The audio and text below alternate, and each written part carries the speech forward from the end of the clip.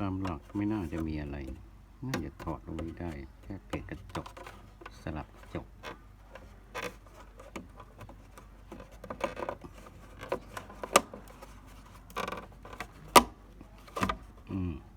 จริงด้วยแค่ล็อกนิดเดียวเองเคี่ยวล็อกตรงนี้รอบเคี่ยวรอบล็อกซึ่งชุดนี้ก็เช่นกันน่าว่านะ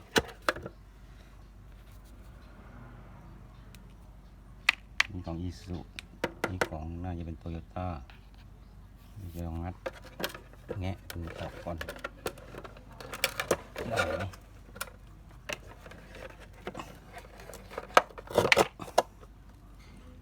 ให้รู้ลักษณะของขับละค่ายใช้คนละแบบซึ่งต่างจากของ Isuzu รุ่น SL ไม่มีมอเตอร์ใช้ในการเปิดปิดกระจกหรือปรับกระจก Isuzu รุ่น SL นี่มีตัวปรับกระจกไฟฟ้าจะขับด้วยมือดัดในการดัดตรงนี้ดัดไปดัดมา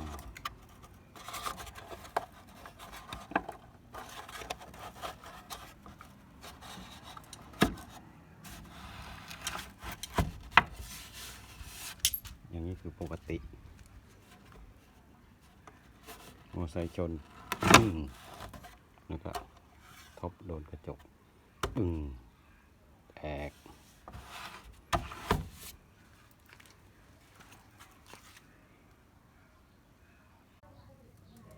ทีนี้เรามาดูจริงๆที่บอกไว้ว่ากระจกนี้ของโตโยต้าก็เป็นโตโยต้าจริงๆตัวนี้โตโยต้านี่เราจะมาถอดกระจกออก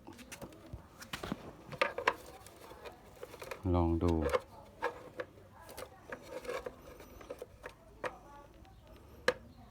เราจะบิดข้างในดูได้จริงๆด้วยเป็นสลักแต่จะออกไหมปัญหา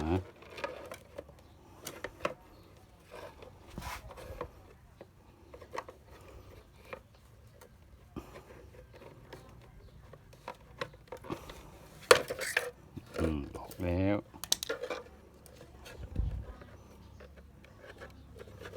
เป็นสลักล็อก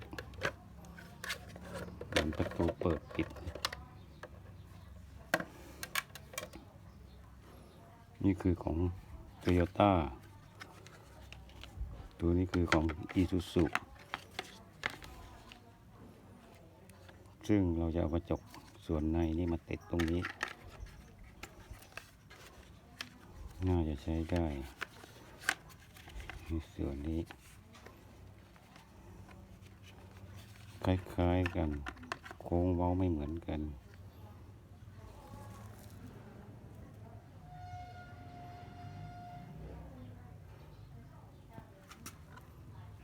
ตัวนี้โค้งเว้าไม่เหมือนกันนี่ของ Toyota นี่ของ Isuzu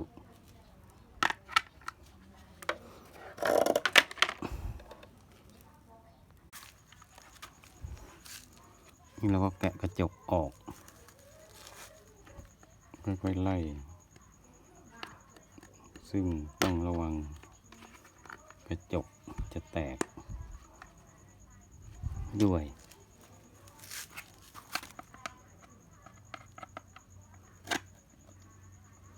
ถ้ากระจกแตกก็หมดกัน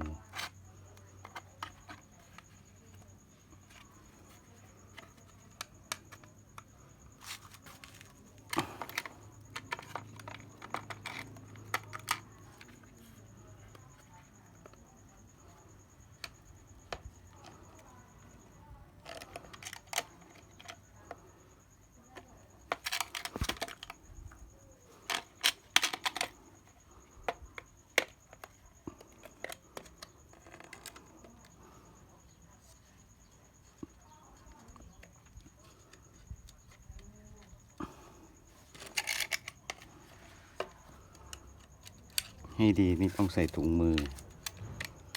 กันกระจกแตกจะบาดมือเอา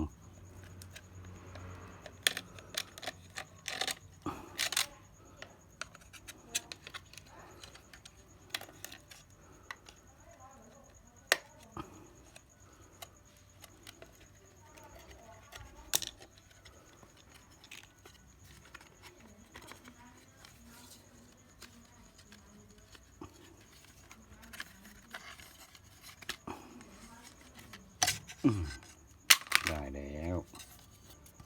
กระจกมันโค้งอยู่นะ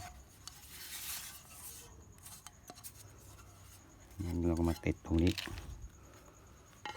ของอีซูซุแต่ว่ามันจะดูเดอมือ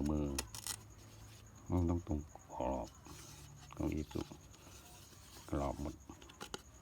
ของโตโยต้าจะดูกระจกใหญ่จะใหญ่กรอบ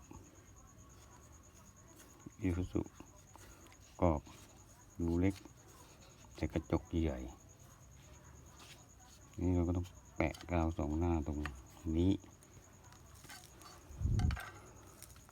ซ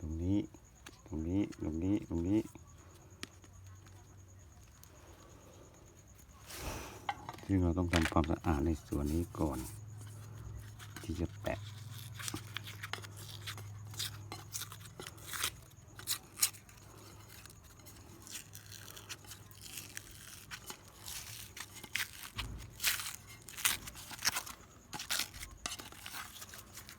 เอากระดาษออก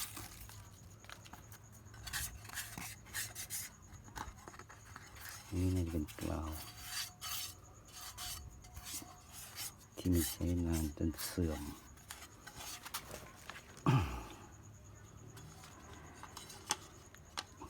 แปะแล้วก็ประมาณนี้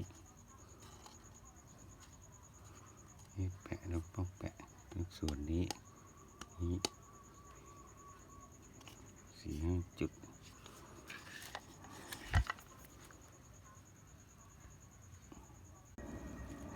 เล็งแล้วก็ขีด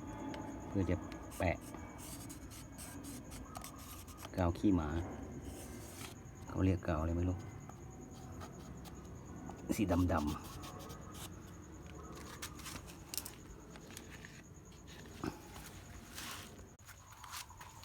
ทีนี้เราวัดเสร็จก็เอากระจกออกจากนั้นใช้เทปสองหน้า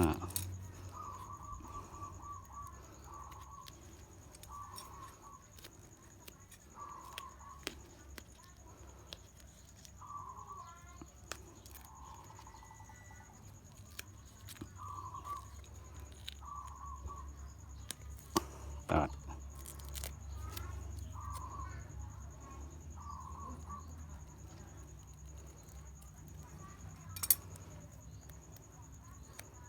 ลอก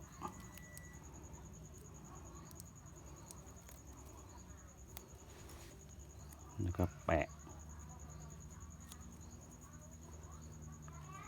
ในส่วนนี้ก่อน